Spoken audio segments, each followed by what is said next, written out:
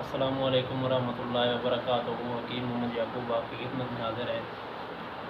आज का नया जो टॉपिक है वो मर्दाना मसाइल के एतबार से है। उसमें कुछ लोग सवाल किया करते हैं कि शहवत एक दफ़ा आके टूट जाती है या फिर एक दफ़ा मुबाशरत करने के बाद दोबारा दिल नहीं करता और इंतशार नहीं आता। आया कि ये कमज़ोरी है या कोई कमी है किसी चीज़ की, या फिर क्या मसला होता है, इसके बारे में हम आज उस्ताद साहब से बात करेंगे। और उसके अलावा कुछ लोगों की जो क़ुव्वत बा कमज़ोर होती है, नामर्द होते हैं, उस हिसाब से भी बात करेंगे साथ साथ। और असाबी कमज़ोरी, जिसे उर्फ़ आम में आजकल असाबी कमज़ोरी इस मर्ज़ को कहा जाता है। अब जैसे भी बात कर लें, कोई मरीज़ होगा तो वो तो साफ ज़ाहिर है वो आके यही कहेगा कि असाबी कमज़ोरी हो गई है मुझे, लेकिन वो असाबी नहीं होती। ये हुक्मा हज़रात जानते हैं कि ये तीन चीज़ें होती हैं, असाब, उज़लात और गुदद।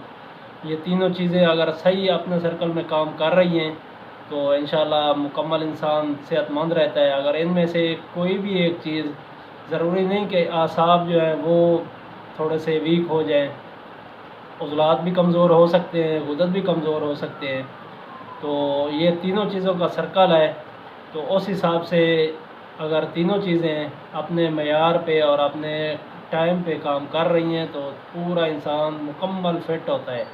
उसमें दर्द वगैरह भी नहीं होती जिस्म में, और कोई काम करना चाहे तो उसका दिल भी करता है काम करने को। ऐसा नहीं होता कि थोड़ा सा काम किया और थक के बैठ गए। तो हमारा जो टॉपिक है हम उसकी तरफ चलते हैं। उस्ताद साहब से रहनुमाई लेते हैं कि अगर कुछ लोग सवाल करते हैं कि एक दफ़ा अगर मुबाशरत कर लिए तो फिर दूसरी दफ़ा हम अगर इरादा करें भी सही तो इंतशार नहीं होता मुकम्मल, और हमारी जो ख्वाहिश है वो अधूरी रह जाती है। तो इसके बारे में आप ज़रा हमें बताएं। वालेकुम अस्सलाम जी। असाबी कमज़ोरी दो तरह से होती है। जिस्म के अंदर तरी, पानी, बलगम ये अगर बढ़ जाए तो असाबी कमज़ोरी हो जाती है, या जिस्म के अंदर गर्मी बढ़ जाए, पट्ठों में तहरील हो जाती है, तो उसकी वजह से भी असाबी कमज़ोरी हो जाती है। आज का जो हमारा मौजू है, अक्सर आपने ये सवाल किया कि ज़ोफ़ बा, नामर्दी, असाबी कमज़ोरी और एक दफ़ा मुबाशरत करने के बाद इंतशार किसी को आता नहीं है।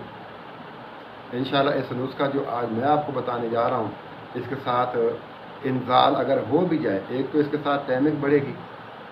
जिनकी टाइमिंग ज़ीरो है वो भी इंशाअल्लाह अच्छा परफॉर्म करेंगे, और इंजाल होने के बाद भी इंशाअल्लाह सख्ती और तहत जो है इंतशार इंशाअल्लाह दोबारा बरकरार रहेगा।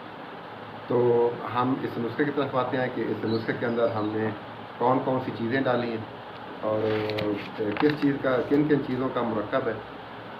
आप अपना कागज़ पेंसिल उठा लें और चीज़ें आप लिख लें। दार चीनी इसके अंदर आपने लेनी है, और गाजर का बीज, तो हमें गाजर आपने लेना है।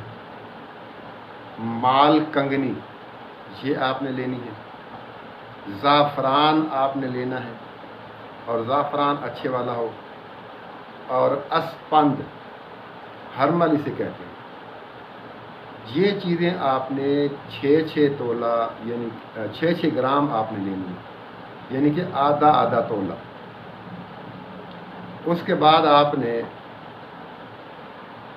3 अदद अंडे, इनकी आपने जर्दी निकालनी है, और 5 तोला गाय या भैंस का घी लेना है आपने। अगर किसी को मुयस्सर नहीं है तो फिर वो जैतून का आयल जो है वो यूज़ कर सकता है। तेल आपने लेने हैं, इन्हें कुंजद कहा जाता है। सफ़ेद हों या ब्लैक हो, जो आपका दिल करे। लौंग, कुंजद तेल यानी कि आपने 3 तोला लेना है, और घी आपने 5 तोला लेना है। लौंग आपने 6 माशा लेना है, और तुखम जोज़ बुआ, ये जलवती को कहते हैं, ये आपने 1 माशा लेना है। अकर करहा 6 माशा, और खशखाश आपने 5 तोला लेना है। इन चीज़ों को आप कूट लें, ग्राइंड कर लें, पाउडर बना लें आप इनका। अब इनको आपने घी के अंदर बिरियाँ कर लेना है, भून लेना है। उसके बाद आप اگر معجون بنانا چاہیں تو وہ بھی بنا سکتے ہیں۔ معجون بنانا ہے تو آپ ان ساری چیزوں کا وزن کر لیں جو آپ نے بھون کے رکھی ہیں، اس سے 3 گنا آپ نے، مثال کے طور پہ ان کا وزن 100 گرام بنتا ہے تو آپ نے 300 گرام شہد ڈالنا ہے، آپ کی معجون بن گئی۔ وقت خاص کے لیے استعمال کرنا ہے تو کھانے والا 1 چمچ 2-3 گھنٹے پہلے آپ اس کو دودھ کے ساتھ لے لیں۔ اگر آپ نے ویسے استعمال کرنا ہے تو چائے والا 1 چمچ کھانا کھانے کے بعد آپ صبح لے لیں یا شام کو لے لیں، کھانے کے بعد لے لیں۔ یہ ہے روٹین کے مطابق اگر آپ اس کو استعمال کرنا چاہتے ہیں۔ اگر آپ نے اس کی گولیاں بنانی ہیں، گولیاں بنا سکتے ہیں۔ پھر آپ 4 تولہ اس میں شہد ڈالیں گے، یہ گولی بنانے کے قابل ہو جائے گا۔ اور آپ نے جیفل کے دانے برابر، یعنی کہ کم سے کم 3 چنے کے دانے برابر 1 گولی آپ نے بنانی ہے۔ وقت خاص کے لیے اگر آپ نے استعمال کرنی ہے گولی تو پھر پوری گولی آپ 2-3 گھنٹے پہلے استعمال کریں گے، تھوڑا سا چبا لیا اور اس کو نگل لیا، دودھ پی لیا۔ اگر آپ نے روٹین کے مطابق اپنا علاج کرنا ہے تو پھر آدھی گولی آپ نے ایک ٹائم کھانی ہے، انشاءاللہ آدھی گولی آپ کو بہت اثر کرے گی۔ اور یہ ایسے لوگوں کے لیے زیادہ مفید ہے جن کا مزاج بالکل اعصابی ہے، ٹھنڈا مزاج ہے، یورن بار بار آتا ہے، اور جو شوگر کا علاج کرنا چاہتے ہیں۔ کنٹرول کی بات میں نہیں کرتا کہ یہ اس کے ساتھ کنٹرول ہو جائے گی، میں کہہ رہا ہوں کہ مکمل علاج ہو جائے گا اس کے ساتھ۔ اور شوگر کا مکمل علاج ایک اور ویڈیو آئے گی انشاءاللہ، میں آپ کے سامنے رکھوں گا کہ وہ کمال ویڈیو ہوگی۔ آپ نے اس ویڈیو کو اس چینل کے ساتھ آپ نے ٹچ رہنا ہے، اور ویڈیو انشاءاللہ جلدی آنے والی ہے۔ چاہے مثانہ جتنا ڈھیلا ہو گیا ہے، کمزور ہو گیا ہے، کوئی چیز وہ برداشت نہیں کرتا، یورن اگر تھوڑا سا اکٹھا ہو تو وہ نکل جاتا ہے، بار بار ایک رات میں 10-10 15-15 بار جو یورن کرنے جائے گا تو اس کے پلے کیا رہے گا؟ کچھ بھی نہیں رہے گا۔ انشاءاللہ 2-3 دن کے اندر اندر وہ آدھا آ جائے گا۔ اگر 15 بار جاتا ہے تو 6-7 بار کرے گا، اگلے 2-4 دن کے اندر پھر وہ انشاءاللہ اپنی روٹین پہ آ جائے گا اور لبلبا آپ کا کام کرنا شروع کر دے گا۔ اصل چیز ہوتی ہے، یہ نہیں ہوتی کہ آپ انسولین لگوا لیں، جب تک وہ کام کرے گی آپ چلتے پھرتے رہیں گے، بعد میں پھر چھٹی۔ یہ علاج نہیں ہے۔ اصل علاج یہ ہے کہ جو عضو اندر بیمار پڑا ہے اس کا علاج کریں، کاٹ کے نہ پھینکیں۔ اگر کاٹ کے پھینک دیا تو اللہ نے ایک چیز بنائی ہوئی ہے، اگر اس کو کاٹ کے پھینکیں گے تو ہزاروں جسم کے اندر علامات پیدا ہو جائیں گی، جیسا کہ پتا نکال دیتے ہیں۔ بعد میں مریضوں کے ساتھ کیا ہوتا ہے یہ ڈاکٹر نہیں جانتا، مریض جانتے ہیں کہ ان کے ساتھ بعد میں کیا ہوتا ہے۔ نہ کھانا ہضم ہوتا ہے، نہ بھوک لگتی ہے، کچھ بھی نہیں ہوتا، ہزار علامات اور مسائل پیدا ہو جاتے ہیں ان کے لیے۔ تو آپ نے اس نسخے نے لبے کو جگانا ہے، اٹھ بھائی اپنا کام کر۔ وہ اپنا کام کرے گا، انسولین پیدا کرے گا، جسم کے اندر جو جتنی چاہیے وہ پوری کرے گا، اس کی ڈیوٹی ہے، اس کا کام ہے، اللہ نے ذمہ لگایا ہے۔ اور جو کام انسان کسی کے ذمہ لگاتا ہے نا، وہ نہ بھی کرے تو یہاں کوئی نہیں پوچھتا، لیکن جو کام اللہ اس کے ذمہ لگاتا ہے اس کو کرنا پڑتا ہے۔ سورج صبح نکلتا ہے، اس نے شام کو غروب ہونا ہوتا ہے، چاند نکلتا ہے غروب ہونا ہوتا ہے، رات آتی ہے اس کو ختم ہونا ہوتا ہے، اللہ نے ڈیوٹی لگائی ہے۔ اسی طرح دل دماغ جگر کی اللہ نے ڈیوٹی لگائی ہے۔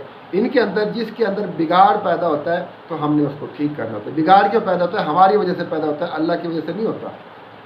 ہم بار بار غذا کھاتے ہیں تو چیزیں بیمار ہوتی ہیں، ہم پیاس نہیں ہوتی ہم پانی پی لیتے ہیں تو ہمارا کوئی عضو خراب ہو جاتا ہے، ہم مسلسل تلی ہوئی چیزیں کھاتے ہیں طاقت آنے کے لیے ہمارا عضو خراب ہو جاتا ہے، ہم گرم چیزیں کھاتے ہیں ہمارا جگر خراب ہو جاتا ہے، ہم مسلسل ٹھنڈی چیزیں کھاتے ہیں ہمارا دماغ خراب ہو جاتا ہے۔